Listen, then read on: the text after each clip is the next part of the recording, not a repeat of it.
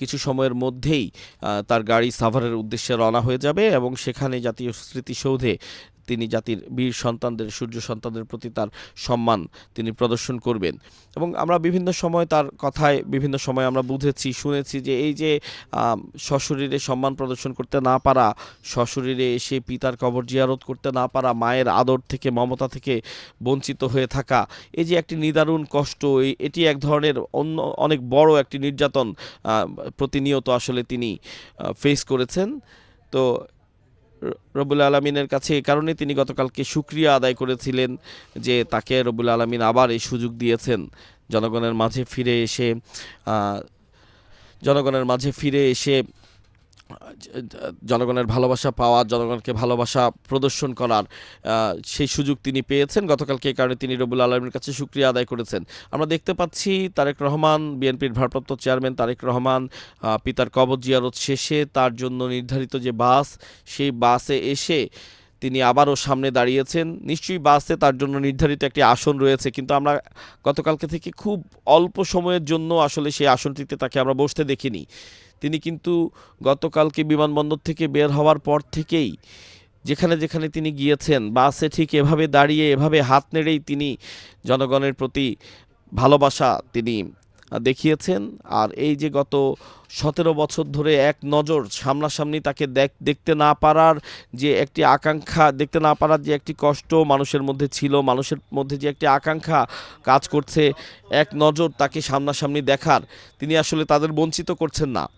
তিনি যদিও একেবারে তাকে নিশ্চয়ই বাসে তার জন্য একটি নির্ধারিত আসন রয়েছে, তিনি সেই আসনে না বসে তিনি বাসের একেবারে উইন্ডশিল্ডের পাশে দাঁড়িয়ে মানুষকে তার ভালোবাসার জবাব তিনি দিচ্ছেন। এবং একই সাথে এটিও কিন্তু মানুষের প্রতি তার যে ভালোবাসা, সেই ভালোবাসা প্রদর্শনের একটি মাধ্যম, যে তিনি এক মুহূর্তের জন্য তার নির্ধারিত আসনে না বসে তিনি এভাবে দাঁড়িয়ে থেকেই সকলের প্রতি তার ভালোবাসা তিনি প্রদর্শন করছেন।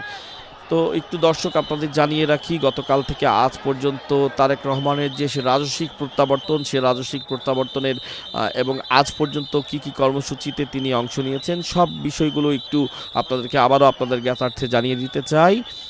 গত রাতে অর্থাৎ 12টা 36 তাকে বহনকারী বাংলাদেশ বিমানের BG-202 বিমানটি লন্ডনের হিথ্রো বিমানবন্দর থেকে টেক অফ করে এবং বিমানে তিনি ছিলেন, তার স্ত্রী জোবায়দা রহমান ছিলেন, ডক্টর জোবায়দা রহমান এবং তাদের কন্যা ব্যারিস্টার জাইমা রহমান তারা ছিলেন, এবং লন্ডন থেকে তার আরও কিছু সফরসঙ্গী দেশে এসেছেন।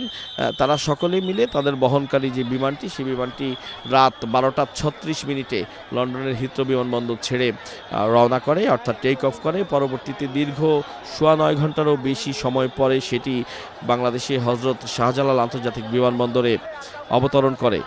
বাংলাদেশের হজরত ওসমানী বিমানবন্দরে, সিলেটে ওসমানী বিমানবন্দরে বিমানটি অবতরণ করে। যদিও তিনি কিন্তু নিরাপত্তার কারণে সেই বিমান থেকে নামেননি, অর্থাৎ দেশের মাটি ছোঁয়ার যে একটি আকাঙ্ক্ষা, সেটি কিন্তু সিলেট ওসমানী বিমানবন্দরে বিমান ল্যান্ড করার পরেও তার পূরণ হয়নি। তিনি দেশের মাটি ছুঁয়ে দেখতে পারেননি, তাকে আরও অপেক্ষা করতে হয়েছে অন্তত 1.5 ঘন্টা। সেই ঘটনাটি বলছি।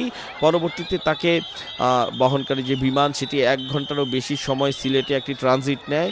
সেই ট্রানজিটের পরে সেটি আবারও রওনা দেয় এবং 35 মিনিট উড়াল দেওয়ার পরে সেটি 12টার কিছু পরে হজরত শাহজালাল আন্তর্জাতিক বিমানবন্দর, অর্থাৎ বাংলাদেশের যে আন্তর্জাতিক বিমানবন্দর রাজধানীর, সেই বিমানবন্দরে এসে ল্যান্ড করে এবং সেখানে কিছু সময় থাকার পরে, অর্থাৎ ইমিগ্রেশনের যে কাজকর্ম, সেই কাজকর্মগুলো সম্পাদন করার পরে তিনি বিমানবন্দর থেকে বের হন।